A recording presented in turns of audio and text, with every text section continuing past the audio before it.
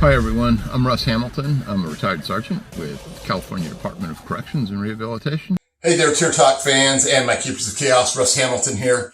So I just want to do a quick video. Today, I was having a conversation with someone and, he brought up this particular thing that gets brought up in corrections all the time. And I think him and I kind of were seeing things on the same level. And this is actually a video that I've been thinking about for a while. And he just kind of gave me the impetus to go ahead and just jot down some notes, which hopefully with a little luck, I'll attach them hopefully in the little show notes down here. If not, maybe it'll be on at least on the Keepers of Chaos side. I'll attach them there at some point. But man, you just hear this all the time in corrections. These three words: firm, fair, consistent, right? And, every time I see it now, some newbie comes on and they're wanting some advice and someone jumps in there and they, firm, fair, consistent. Well, really? Firm, fair, consistent? What does that mean? I mean, is firm, fair, and consistent some magic panacea that just cures all the ills of corrections? Or is it just some bromide that we just, meaninglessly mouth to, whoever wants to listen, and that's all we can come up with? Is that just some, laurels that we're resting off of some long departed person that came up with that? What does firm, fair, and consistent mean?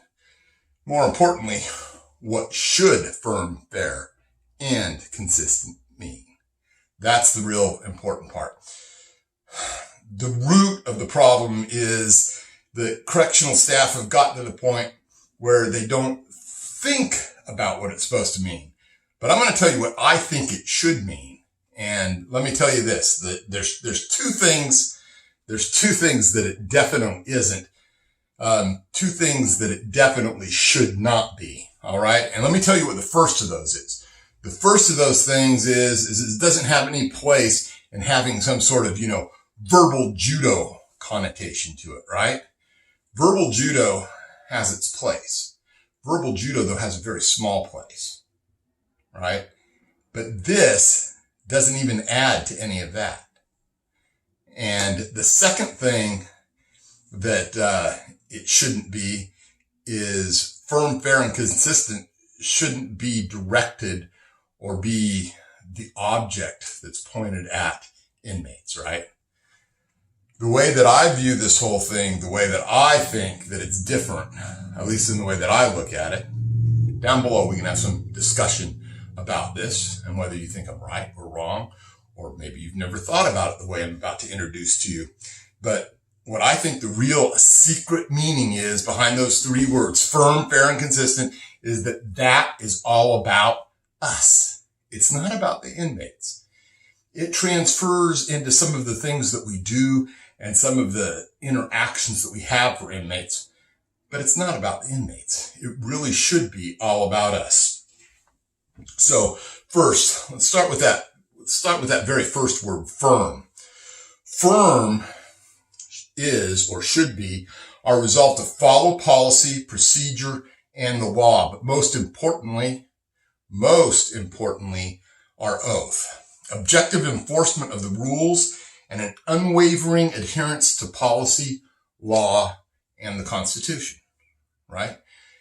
So that becomes about us. And the reason it becomes about us is these three things, and I'm going to go on with the rest of these words right here. So these three things are what allow us to guide ourselves through an entire career without stepping off onto the wrong path. This is not about doing something for the inmates. This is about doing something for yourself, doing something for your career, and doing something so that you can have an anchor along the way to give you a guidepost to know what you're supposed to do and the right way to attack it. Okay. So we've done firm now. All right. Now fair. Fair is our standard for our career. And it's our objectivity, which means everything that has to do with application of force or application of penalties or even rewards. in an equal, just way that's rooted in all of the codes that we follow. And that includes statutory law, it includes the penal code, it includes policy and procedure.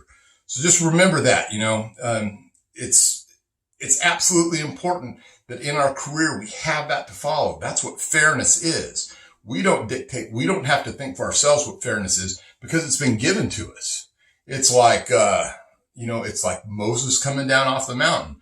No, it's not a religious act in this sense, but what it's about is this is the canon which has been given to us and that we're supposed to follow. That's the only way that we can truly be fair about it, is to follow those dictates. Lastly, consistent. The duties we have sworn to carry out are done without fear of or favor to any person, right? We do not swerve from our oath, and the path we follow is not open to negotiation or variance, right? When you step out there on that tier every day, this is not for the sake of the inmates that we are consistent.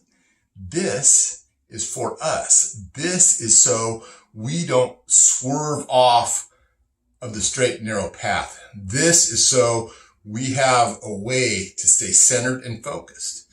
Because, quite honestly, when you're dealing with these people day in and day out, it's easy to start favoring someone or give someone an extra break. And I'm not saying that there isn't a time and place for that. But what I'm saying is that if you don't recognize that maybe you're going slightly outside of the bounds, it's not too long before you're completely off course. And once you go off course and the next person that you work with is off doing his own little thing and stuff, it's not long before you've lost the cohesiveness of the unit that's necessary to operate in a firm, fair, and consistent manner. And when we lose those things, we lose the chance of being in the right and making sure that we stay in the right. All right? We see all the time, and I'm not talking strictly about being manipulated or being co-opted or corrupted, but you can have, minor variations of being co-opted and corrupted where you're just not quite doing your job. You're letting too much slide. You're letting guys get away with pruno or dope or any other thing. So, firm, fair, consistent. That is for us. That's not for the inmates. That is for us. And so when I see people and, it's just, it's almost become automatic, firm, fair, consistent. Well, let's think about what that's supposed to mean, right? Like I say, it's not verbal judo and it's, not for the inmates. Firm, fair, and consistent, that's for us. Anyway, I hope that everyone out there will think about this. I hope a lot of people will contribute. And I hope that we can have a discussion and maybe open this up a bit. And so the next time that, a newbie asks you and you say, oh, firm, fair, consistent, and walk away, then you think, you know what? Maybe I should think about some of the other parts of that and define firm, fair, and consistent for that individual and give them a better anchor. Because merely saying some words where there's no context and no real definition isn't going to help them. All right? Anyway, this is Russ Hamilton. I'm signing off. Everyone out there, stay safe. We'll see you around.